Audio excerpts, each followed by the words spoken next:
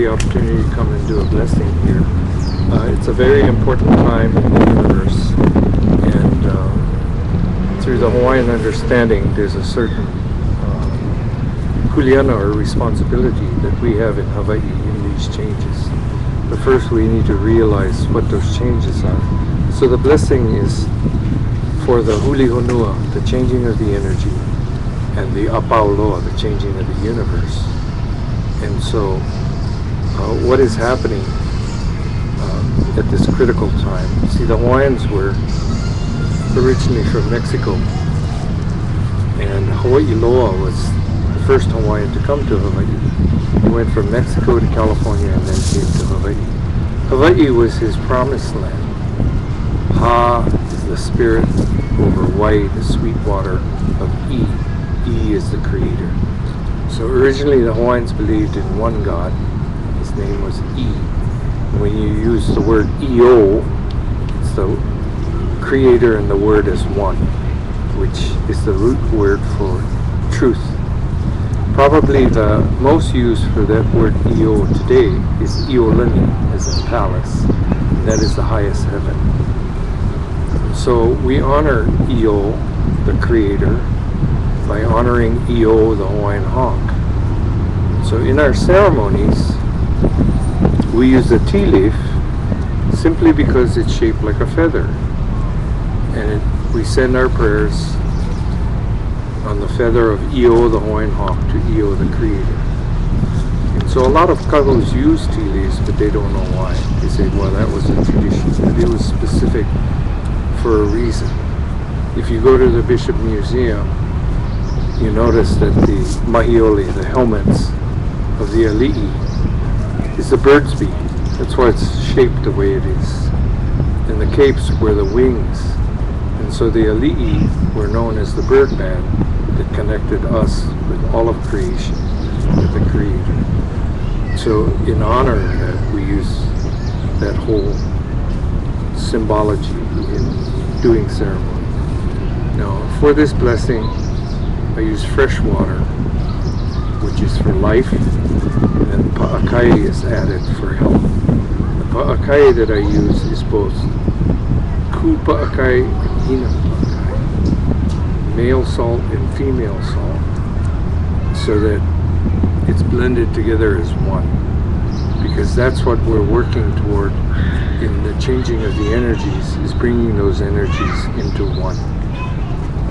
Up till this time, most of the world has been structured in ku energy, male energy, and what we're about to pursue is hina energy, or female energy.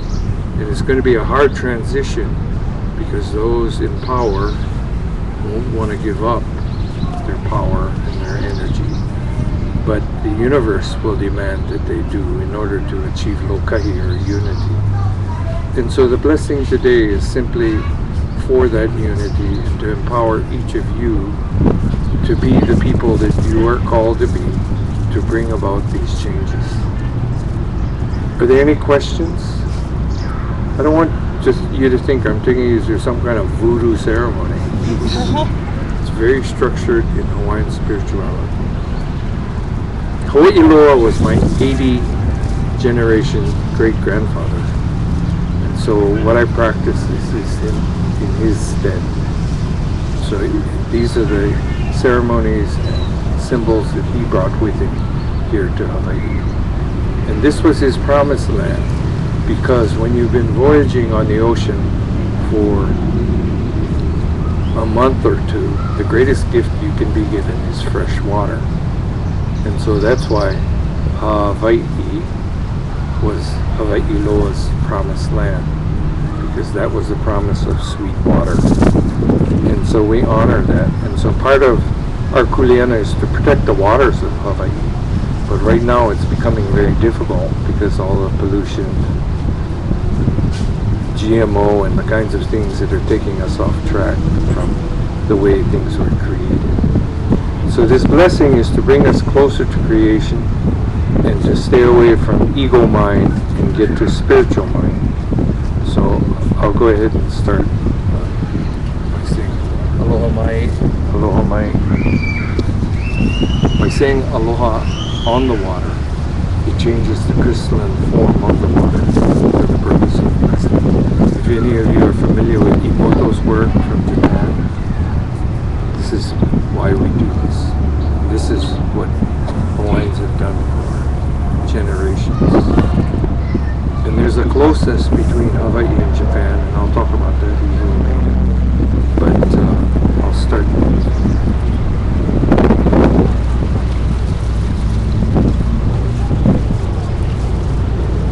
Io mai kalani mai kai kihi a kai mai na a alo mai iloko a waho oki piki oki ema oki na mai kalani o na ona ikaha te kalehua ke iala ke iapo ke ala ula e ala Eloe, Eloe, Eloe, Eloe. Now the importance of the chant is to create a vibration.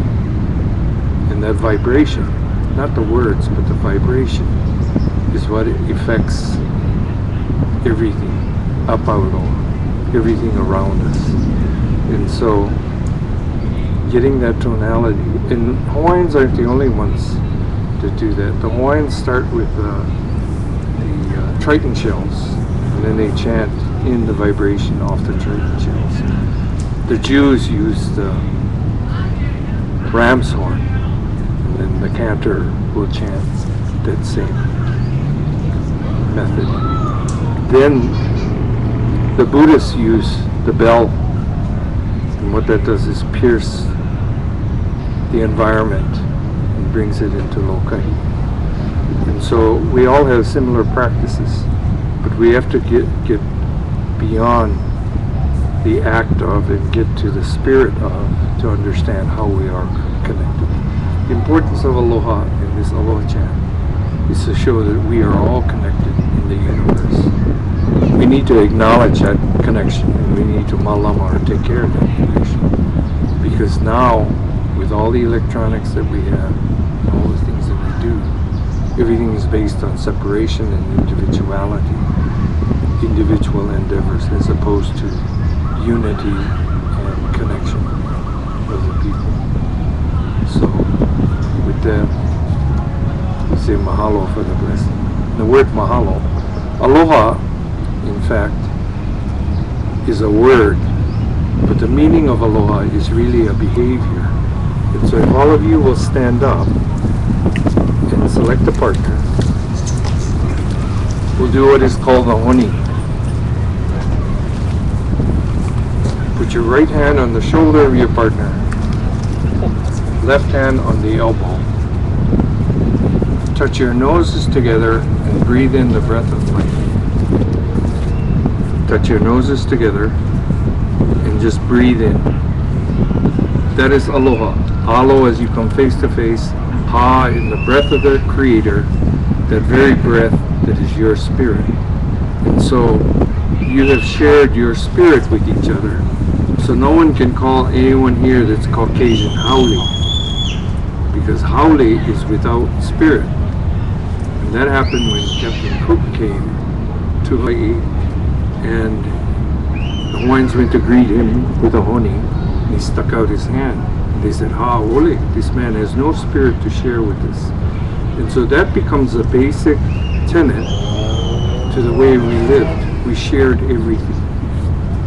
And so when the Caucasians came, or the foreigners came, things were divided, the land was divided, everything was commodified, being able to be sold and so forth. So that's what the major cultural conflict is. It's very basic, and it's very internal in understanding.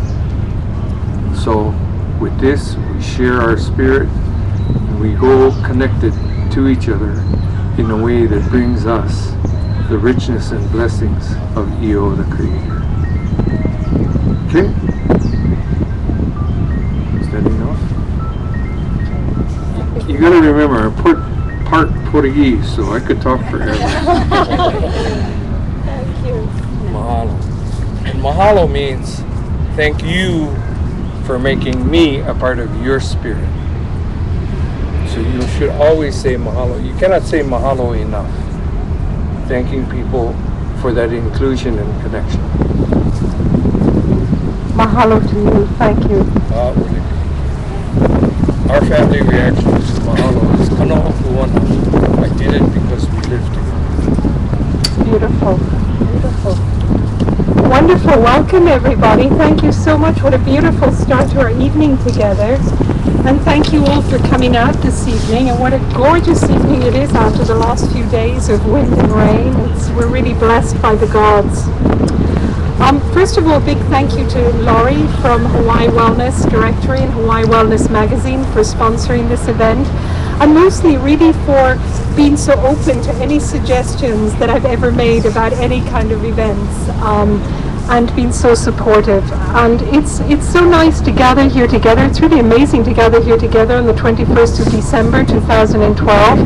I was saying to Susie yesterday that a few of us, really, or quite a few of us, were really thinking about this date quite a few years ago. I remember doing the first workshop on astrology on the transits of 2012 and 2009. And at that point, it seemed so far away that we were building up to something, a date that kind of seemed almost unreachable. And yet here we are. And today is very important, not of course because it's the end of the world, but because it's really the start, a period which is the start of a new beginning. And I don't personally believe it's just one day, 1 hour, one moment. It's more a whole period of time that we've been leading up to and that we're right smack in the middle of now. And certainly the changes that we're going through are astrologically going to go on well into 2015 and up to 2017. So we're in a whole period of time where we're evolving, we're changing.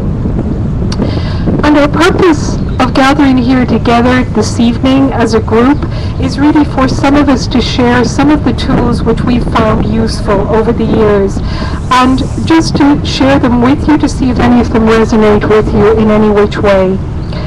And of course, as humans, many of us have found the last few years or periods during the last few years somewhat challenging, and there may still be challenges around. So what's really helpful to know is that gathering here tonight is a reminder that we're all in this together, and that really it's about reaching out and holding hands together through all the changes that we're going through, and that will support us and help us through them. There's 7 of us speaking tonight. Elizabeth unfortunately had to pull out because she's not feeling well, so we'll miss her being here, but we'll think about her anyway. And in a moment I'll introduce you to all the different speakers, and one by one we're just really going to talk for about 15 minutes and just offer you the tools that we use. I'm an astrologer. And as an astrologer, as a psychological astrologer, my study is on the psyche. But when I say psyche, I mean psyche in the Greek way of the study of the soul. So my interest is really in offering astrology as a tool, one of many tools. It's not for everyone, but for anyone that can find it of some use, it's really a tool to help us remember who we are at a soul level and what we're here for. So basically, how can we best align ourselves with our soul self on this journey in life? And the clearer we are about who we are, the easier it is to make very clear choices about how we want to live our life. And that's really the commonality you'll find amongst us here this evening with our different tools. That all of us are really here to help us to realign ourselves, to remember who we truly are at a soul level. And of course our soul doesn't really care what we do in terms of job or hobbies or interests or whatever. All we care about is who we actually are in our essence, and that somehow we're living that out to the best of our ability. Just a few words about astrology. Astrology, of course, is concerned with the energies in the sky. And the reason why it's relevant to us is that, of course, we're made up of the stars. And there's a wonderful quote that one of the members of the meetup group sent me. And it says, "The nitrogen in our DNA, the calcium in our teeth, the iron in our blood, the carbon in our apple pies, were all made in the interiors of collapsing stars. We are made of star stuff, and that's by Carl Sagan. And I think that's useful to remember, that that's why we're connected to the planets and the constellations. Our birth chart, of course, is a symbolic map of the sky at the time we were born. It's not an exact map, it's a symbolic snapshot. And what it describes is our soul themes, the soul themes we chose to integrate in this lifetime, as well as the resources we bring with us. Now, of course, the planets are moving constantly, so as they land on different parts of our chart, they awaken us to who we are in different ways, in their own manner. So if we think of the planets as deities with personalities, with a character, with energies of their own, then it becomes easier to get a sense of what's going on in the skies at the moment. And there's quite a lot going on. This is really a time which is fairly unprecedented in our own history, and we're not likely, any of us, to go through it really in our lifetime. So just to briefly introduce you to the main characters that are in the sky at the moment. And I seem to be competing with somebody's radio, but hopefully, maybe it's just background music anyway. The first one, which the energy we're pretty familiar with at the moment, is Pluto in Capricorn. Pluto has been in Capricorn for quite a while. And the essence of Pluto in Capricorn is really to restructure all the structures in our life, to make them more authentic. And that, of course, impacts everything from our body, the structure, the bones in our body, our homes, our jobs, our relationships. Everything is being transformed and transmuted. It doesn't mean that everything has to go. It just means that everything needs to be more authentic, more real. Hence, of course, we've seen huge changes in financial structures. Now, more recently, over the past year, Pluto in Capricorn has squared Uranus in Aries. So these two great deities, and Pluto, of course, is also known as Hades, the god of the underworld. And he's known as the god of the underworld because we tend to not take ownership, because actually Pluto wants us to take ownership of our power. And as Nelson Mandela, of course, said, quoting Marianne Williamson, we tend to be more frightened of our power. We're more fearful of owning our power than actually not having power. So Pluto in Capricorn pushes us to own fully our power. And in aspect to Uranus in Aries, we're talking about the god Prometheus, who brought fire to humans. So what Uranus wants to do is to encourage us to embrace innovative change, to make changes, particularly around our thinking structures, our thought, our mind. And they're both in aspect to Neptune in Pisces. Neptune in Pisces is about connection, about remembering that we're all connected, we're all the same, we're all in this together. So these three deities, all of them changing sign recently and all of them connecting in the sky, are really encouraging us to make changes within every aspect of our life. And the last god that I'll just briefly mention is Kronos, or Saturn, who's in Scorpio. And he's probably the one that may feel a little challenging to us, because he's asking us to clear our basement, clear whatever's there, release, let go, do a huge clearing emotionally, physically, on every level. And as humans, of course, we tend to cling to what's familiar. It may not be that comfortable, but it's still familiar, it's homely. And at this point in time, it's really a time to let go of anything we don't need. So it's a great time to do a detox in every aspect of our life. So the key themes astrologically are self-empowerment, standing in our own power, authenticity to our soul self, releasing the old and embracing the new, and remembering at all times that we are deeply connected, and so that everything we think, say, or do impacts the person beside us and beyond. One final thing to say, that today there's a configuration in the sky called a yod, which is shaped like an isosceles triangle.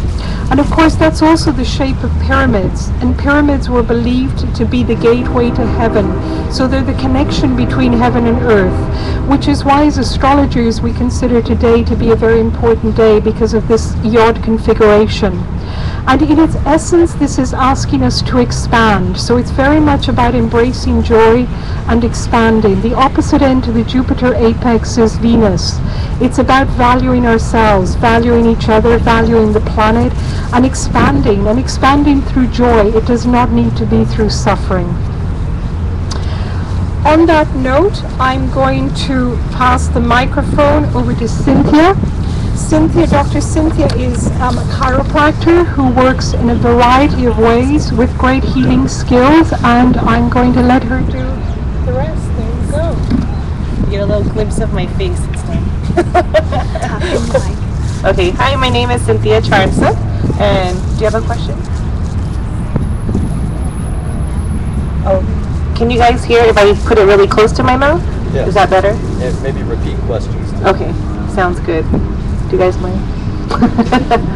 So, like I said, my name is Cynthia Charnsick. I am a chiropractor. I consider myself a chiropractic chameleon, not so much to fit in with everyone and everything, but just to kind of constantly change depending on what our needs are. So as everyone's speaking today, you'll recognize that change is all around us. There's a little chaos all around us. We can't really be prepared. I'm not prepared. I have no idea what I'm going to tell you today. What I do tell all my patients, and some of you are out there, that I'm always saying, be okay being uncomfortable. Whenever you're comfortable with something, you need to fire that coach, the trainer, whoever it is. Whenever you're comfortable, you don't challenge yourself to grow. So if we're not growing, then we're not expanding.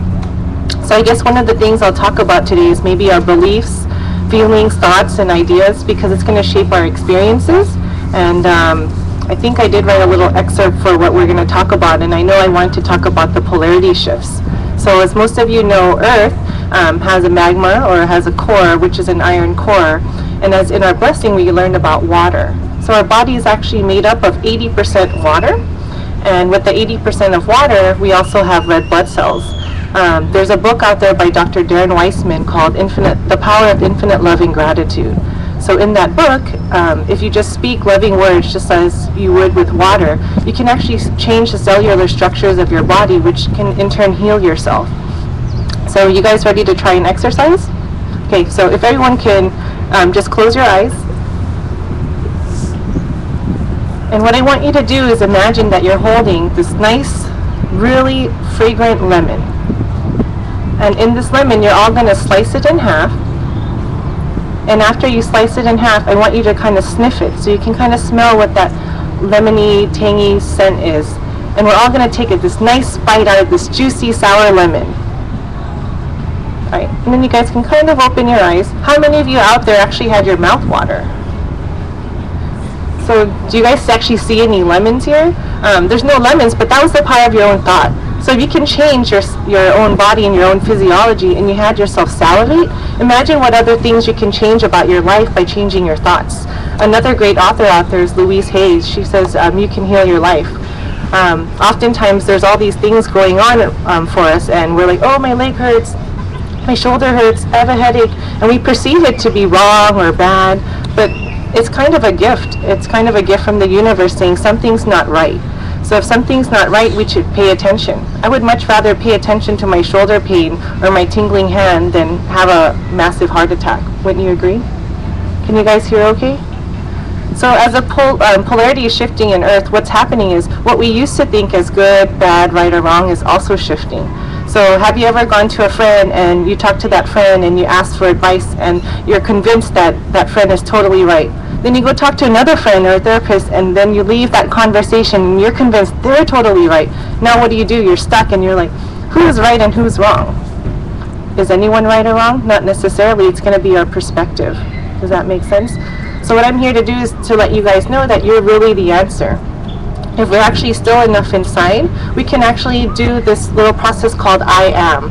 And the I stands for identify, the A stands for acceptance, and the M stands for modify. So let's talk about beliefs. Negative beliefs are beliefs that make you feel anxiety, make you feel angry, make you feel frustrated. What it does is it really constricts you. And it doesn't even have to be your beliefs. It could be someone else putting their beliefs on you. So if we look in the world today, people who have really strong beliefs tend to be the most unhappy people. So if we look at all the different religions there, we have the Muslims, the Arabs, the Jews, we have everything going on in the Middle East, or we have people defending or protecting gay rights. The stronger your beliefs are and the unwillingness you are to kind of explore them, the more unhappy you really are. So what we need to do is kind of think about positive beliefs, things that are more expanding, or just things that feel right to you. So as we're changing into more of this sense of knowing that we can grow instead of thinking what we know, if we can all get rid of our egos and our minds and we just sit with what feels right, everyone else or what our parents thought or all these authority figures that told us was right or wrong may or may not be right for us. Does that make sense? You guys aren't very interactive.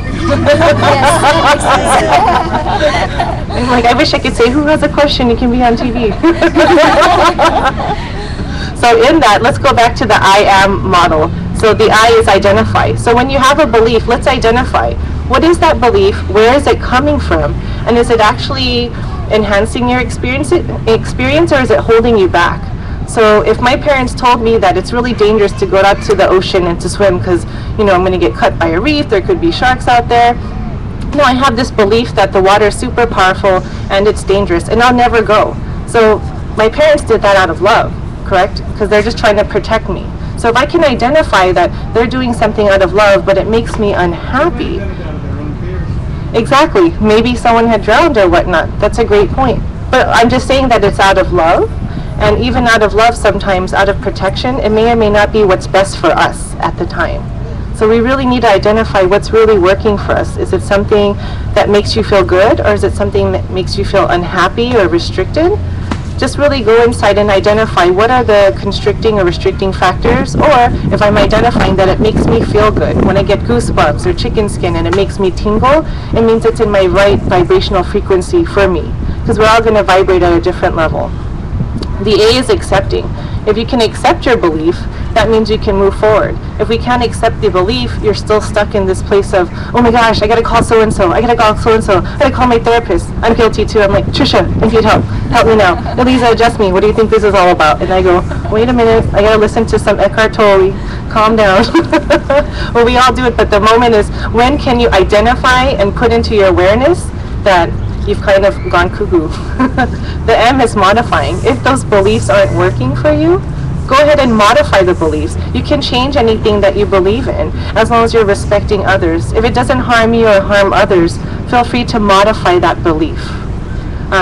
So what I invite you guys all to do is really kind of go home today and challenge yourself to think about what's really going on in your lives. How's it working for me? Am I actually feeling good? Am I having anxiety every day? Am I really feeling anger? If you're really feeling some anger, that's just really touches on a place where that's something you really need to be healed on, or you're really looking for attention for your inner work. Bless you. With that inner work, if you're really angry and you're projecting it outward, just like the water molecules and the red blood cells, that's going to change everyone around you. So have you ever been to a restaurant where there's someone that's angry and then all of a sudden it kind of spreads like a virus? We can also do the opposite. I guess non-related, I do want to read a quote from Eckhart Tolle.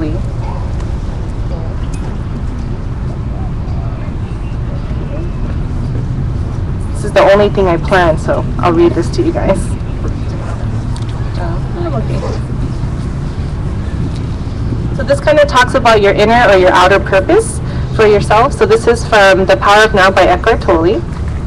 So I'm going to just see what he says. So when you are on a journey, it is certainly helpful to know where you are going, or at least the general direction in which you are moving. But don't forget, the only thing that is ultimately real about your journey is the step that you are taking at this moment. That's all there ever is. Your life's journey has an outer purpose and an inner purpose. The outer purpose is to arrive at your goal or destination, to accomplish what you set out to do, to achieve this or that, which of course implies future. But if your destination or the steps you're going to take in the future take up so much of your attention that they become more important to you than the step you're taking now, then you completely miss the journey's inner purpose, which has nothing to do with where you are going or what you're doing, but everything to do with how. It has nothing to do with future, but everything to do with the quality of your consciousness at this moment. The outer purpose belongs to the horizontal dimension of space and time. The inner purpose concerns a deepening of your being in the vertical dimension of the timeless now. Your outer journey may contain 1,000,000 steps. Your inner journey only has one, the step you're taking right now. As you become more aware, deeply aware of this one step, you realize that it already contains within itself all the other steps as well as the destination. This one step then becomes transformed into an expression of perfection, an act of great beauty and quality. It will have taken you into being, and the light of being will shine through it. This is both the purpose and the fulfillment of your inner journey, the journey into yourself. So everything that's working for you now, continue doing it. If something's not working and you run away, it's going to keep coming back. Have you ever had, were you ever in a relationship where like, good riddance, and then you meet the next guy and he does the same thing? Maybe it's really you. So what I invite you to do is just take a look at your lives, really have this sense of evaluation, and really welcome this new sense of awareness, and really just change and undo everything you've ever learned, so that things that used to be right or good for you may be wrong or bad, but don't judge it and just really pay attention to how it feels. Okay. Any questions? Thank you, Dr. Cynthia. That's wonderful. And next, Susie Gale is going to talk to us. And Susie's a very good friend and has a huge amount of skills, so you're really going to enjoy what she has to say. And she doesn't like talking to groups, yes. So I've chorused her, yes. Anita, I have to sit down, right? Hello, everyone. Into every little life, some rain shall fall. So, what are we doing here? First of all, I'd like to say hello, and it's wonderful that we're in this world at the same time, all together. We're all in it together. And in Africa, we have a word, Ubuntu, which you will know, and it means the people, the collective. I exist because you exist. And I think that's a wonderful thought. We're all in it together. So, this shift, this paradigm shift, going from 2012 to 2013, what does it mean?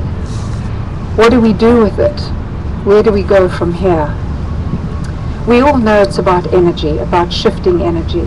We know that it's about letting go of the old things, the old ways that don't work anymore, and trying with intent a new way, trying to do things differently. What I like to say is let go of the me and settle into the we. It's not the me, myself, and I anymore. It's reaching out and connecting or reconnecting with each and every one of us and doing it together. And really staying in intent and integrity. I'd like to read something for you that you probably already know, and it's from the President of Bolivia, Evo Morales, at the 67th session of the United Nations General Assembly. This, the 21st of December, it is the end of selfishness, the beginning of brotherhood. It is the end of individualism, the beginning of collectivism. Scientists know well that this time marks the end of an anthropocentric life and the beginning of a biocentric life. It is the end of hatred, the beginning of love.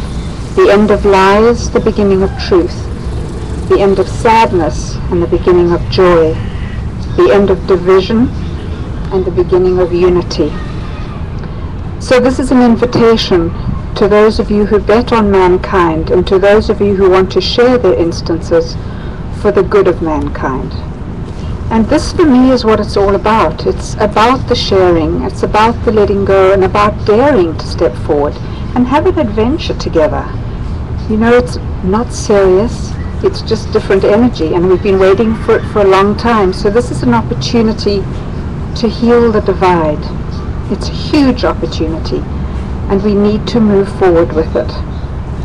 Many people have said to me over the years that they felt suddenly, out of the blue, overwhelmed by sadness, grief, anger, even depression, and they don't know where it comes from. And this usually happens in the morning when they're first awake. Now when we first wake up, especially if it's an abrupt awakening, we're not here, we're a little bit open still, and we can be quite vulnerable. And what we might be sensing is not from within ourselves, it's from the collective. There is so much anger and hatred and intolerance and sadness in the collective that sometimes it can hit us really hard. So to be aware of that, immediately step into consciousness and realize that it might not be from within. And even if it is from within, even if it's from our residual ancestral DNA maybe, to set the intent to stand in spirit, to set the intent to be true. I was very fortunate in listening to Keola Bima in concert several weeks ago, and he spoke about aloha. And that word aloha, as we know, has many meanings, and the most important one for now is love, unconditional love. He said, the true spirit of aloha is a state of being. So you think about that, the true spirit of aloha is a state of being. So if we're in that state of being, we're in spirit. And if we're in spirit, that's who we truly are. So from that point of being in spirit, we can shift the energy, we can make a conscious decision to allow that energy out into the collective. We can give a gift to it. That is something that we can all do any time. Send that energy out there to whomever, whatever needs it. When we send out positive energy into the universe, we create miracles, not only for ourselves, but for everyone and everything sharing the planet with us at this time. This is such an important time from that aspect. So, to stand in spirit and to give the gift out to the collective. I'd like to ask you to take a little short journey with me, and that's just get comfortable and just settle into your bodies and close your eyes if you're okay with that. And just take the breath of life. Focus on the out breath. If you can, let the palms of your hands just relax and open in your laps. Focus on the out breath and give yourselves permission to let go. Let go of anything and everything that doesn't serve you at this point in time. Just let it go, breathe it out. Let go of any tension, any stress, any busy thoughts, any hurts, any worries. Breathe them out. Empty yourselves.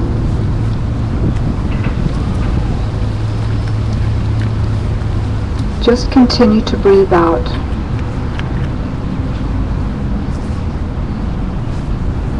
Let anything that is out of balance in your body at this time start healing.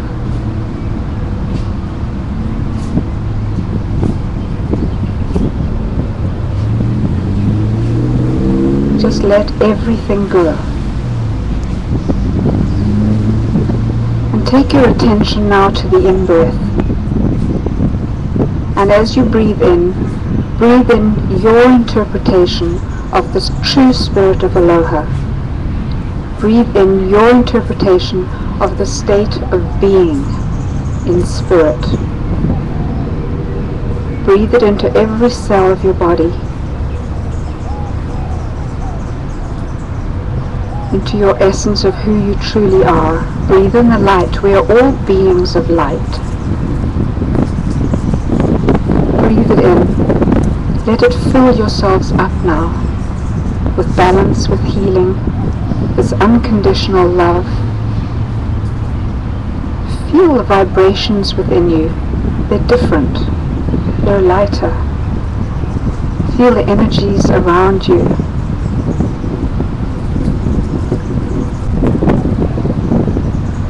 This is a gift you can give to yourselves at any time you feel a need or sense the need.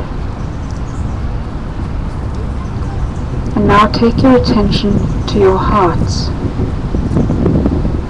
and breathe out this true spirit of aloha to the universe. And Remember, every time we send positive energy out to the universe, we create miracles, not only in our own lives, but in the lives of everything and everyone on this planet at this time. So send out the gift of compassion, of unconditional love, of healing, of spirit, of tolerance, of joy, of gratitude, of grace.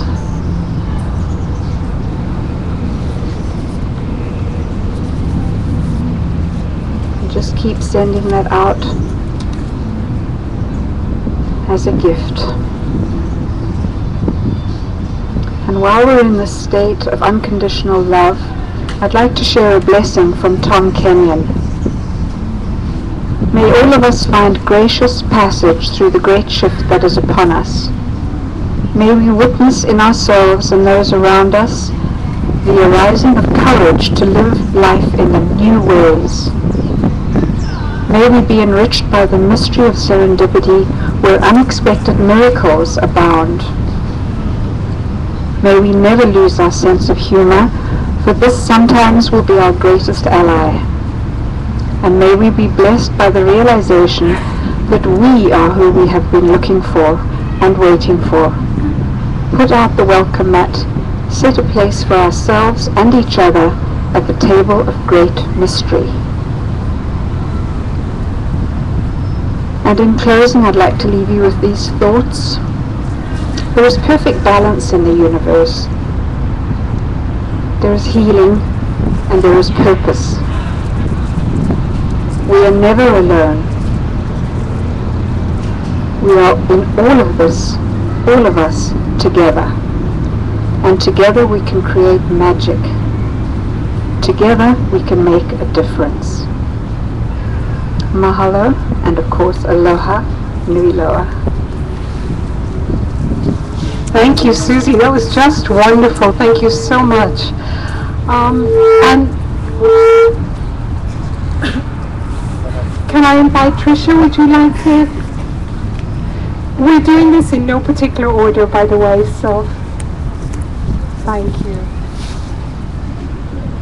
Hi, my name is Tricia Burke, and I'm in private practice here. I'm a licensed clinical social worker. I do individual and couples counseling. And I moved to Hawaii about 5 years ago, not expecting to move here at all. And talk about serendipity. I was led here by a series of events, part of which I believe I created, co-created with something larger than myself.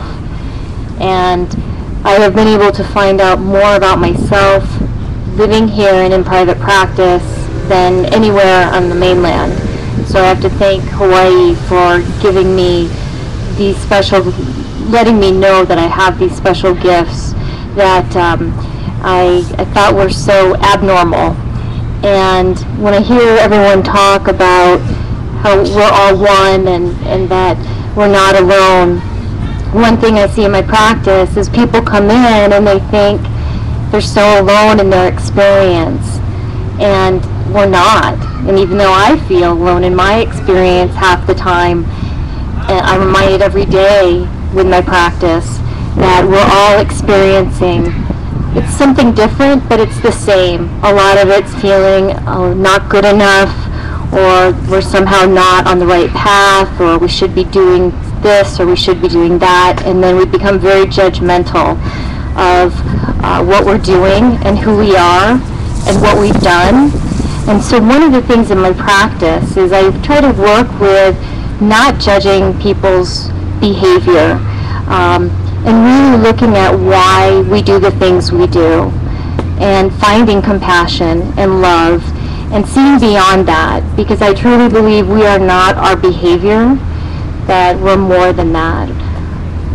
One of the things I talked about in the synopsis about breaking generational patterns is the tendency of learning what our parents or our parents' parents believed, such as what Cynthia had mentioned.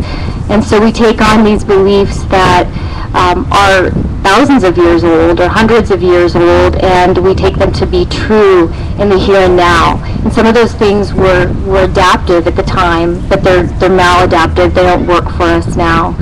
So I like to look at not blaming family or parents, but examining what our family experience was or has been, and how we can distinguish our own path and create something that's different, which is a very courageous act, because you're really breaking free from what I call the tribe. When you break free from the tribe, it's going to want to pull you back to do the same thing over and over again. And that's why you see these generational patterns or generational burdens that don't stop. So by identifying those things, we can now, and I believe in this time of consciousness, we can make a choice to either engage in some of those things, which I know I still do at times, but I know I also do it with awareness and mindfulness of that I have a choice. Whereas before, I don't think many of us knew we had a choice. We were just on automatic pilot, and we operated from whatever emotion was happening within us, and then we stayed stuck.